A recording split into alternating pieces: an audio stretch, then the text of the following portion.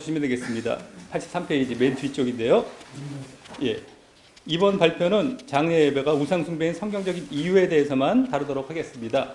첫 번째로 일단 장례 예배드리라는 말씀은 성경 어디에도 없습니다. 그래서 야곱이 죽었을 때 40일 걸렸고 애국 사람들 70일 곡했고 장례 지내는 것을 보고서 장례 예배를 찾는 경우가 있는 근거를 찾는 경우가 있는데 그 장례 풍습이지 장례 예배는 아니었다라는 것이죠. 애굽에 어떤 이는 예수님이 돌아가셨을 때 또 이렇게 무덤에 안치하는 것을 장례 예배 근거로 찾는데 그것도 장례를 치른 것이 장례 예배는 아니었다라는 겁니다. 그래서 나사로가 죽었을 때, 스데반이 죽었을 때도 세례 요한이 죽었을 때도 그냥 시체를 가져다 묻은 것이 전부였습니다. 그냥 장사 지냈던 것, 아까 목사님이 하셨던 것이죠.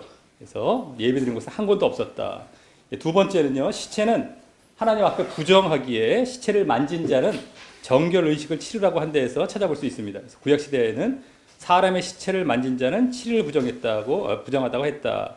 아까 목사님 다 하셨던 건데요. 만약 시체를 만진 자가 자신을 정결케 아니하고 여호와의 성막을 더럽히면 그를 죽이라고 했습니다. 그에 따라서 제사장 같은 경우는 결코 죽은 자를 만지지 말라고 했는데 또 가족만큼은 예외라고 했다라고 하는 거예요. 그렇다고 해서 가족 만져서 부정해도 된다는 얘기는 아니고 아까 목사님 거기 말씀에 나와 있지만 또 그 정결 예식 의식을 치렀어야 되는 것이었죠. 대제사장 같은 경우 4번에 대제사장 같은 경우는 가족이 죽는다 하더라도 결코 시체를 가까이 하지 말라고 했을 정도였습니다. 이와 같이 시체가 부정하기에 구약 시대에는 시체를 만지고 우슬초로 물을 씻어 깨끗하게 하는 이 정결 의식을 치르지 않으면 총회에서 끊어졌지만 신약 시대에는 그런 부정을 입으면 회개해서 예수의 피로 그런 더러움을 씻고 거룩하고 의롭게 되어야 하는 것입니다. 그래서 시체가 부정하다라는 것, 그래서 회개를 해야 된다는 것, 신약에서까지도. 이는 죽으면 그 영혼이 그대로 천국에 올라가든가 지옥으로 떨어지고 영혼이 떠난 육체는 흙에 지나지 않기에 빨리 묻든지 화장을 하든지 해야 하는데 시체를 통해서 사단들이 들어오고 사망 권세가 들어오기 때문입니다. 그래서 시체는 영혼이 빠져나가고 바로 사단이 장악해버려서 사단에게 우리가 이제 잡혀가게 되는 식이 되는 것이죠.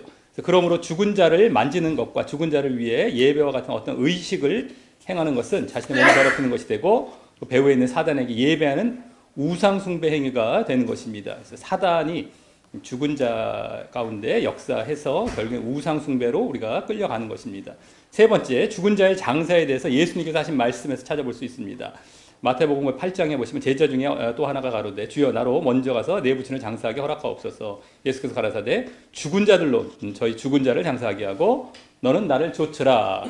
그래서 22절에서 그 앞에 나오는 죽은 자들로 할 때 그는 영이 죽은 자들이고요. 믿지 않는 자들이죠. 뒤에 나오는 죽은 자들은 육체가 죽은 자, 시체죠. 그러므로 22절에 예수님의 말씀은 육체가 죽은 자, 시체들은 영이 죽은 자들로 하여금 장사하도록 내버려 두고 너는 영생과 생명을 위하여 나를 계속해서 따라오라라는 뜻입니다. 그러니까 우리가 생명과 영생에 집중을 해야지 이 죽은 것에 자꾸 따라가서는 안 되겠다라고 하는 것입니다. 이는 이미 죽어서 영이 떠난 육체는 더 이상 아무런 의미가 없기 때문입니다. 그래서 어떻게 처리하든 그것과 상관이 없다라는 뜻이고요. 구약 성경에 의하면 오히려 자칫 부정이 임하고 아까 나왔던 말씀처럼 새긴 돌과 나무와 같이 생명이 없는 것을 숭배하는 우상 숭배가 되기 때문입니다. 그래서 아무 생명이 없는 것을 너희들이 왜 거기다 절하고 섬기느냐라고 우상 숭배 책망을 구약에서 많이 하나님께서 하셨던 것처럼 마찬가지로 이제 아무 생명이 없는 그런 존재에게 왜 영생의 생명에 집중하지 아니하고 그 가운데 결국에는 사단이 장악해 버리는 곳에 우상 숭배를 하느냐라는 이 말씀도 담겨 있다라고 볼 수 있겠죠.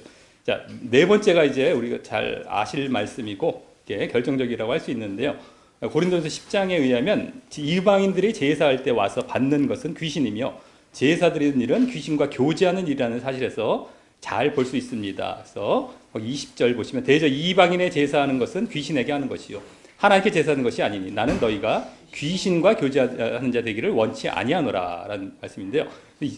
이방인들이 제사하는 것은 죽은 조상에게나 죽은 우상에게 죽은 조상에게 하는 것이 아니라 귀신에게 하는 것이고 결국에는 그 우상 배후에는 다 귀신이 있는 것이죠. 조상들 제사를 드리면 귀신이 와서 경배를 받는 우상 숭배라는 말입니다. 그래서 결국에는 하나님을 경배하는 것이 아니라 귀신을 경배하는 우상 숭배라는 겁니다. 그런데 이와 같은 이방인들이 제사하는 것을 교회에서 받아들인 것이 바로 장례 예배나 추도 예배이고, 그러기에 장례 예배나 추도 예배는 우상 숭배가 되는 것입니다. 그래서 우리가 죽은 것, 생명이 없는 것에 자꾸 사단이 장악하기 때문에, 사단 그걸 우리가 자꾸 의식을 갖고 거기다가 예식을 한다면은 결국에는 사단이 무조건 그것은 잡아서 우리를 우상 숭배하게 만드는 그 길로 가게 되는 것입니다. 그래서 절대 죽은 것에 마음을 두지 아니하고 생명이 없는 것에 마음을 두는 것이 아니라 살았을 때 우리 생명에 집중해서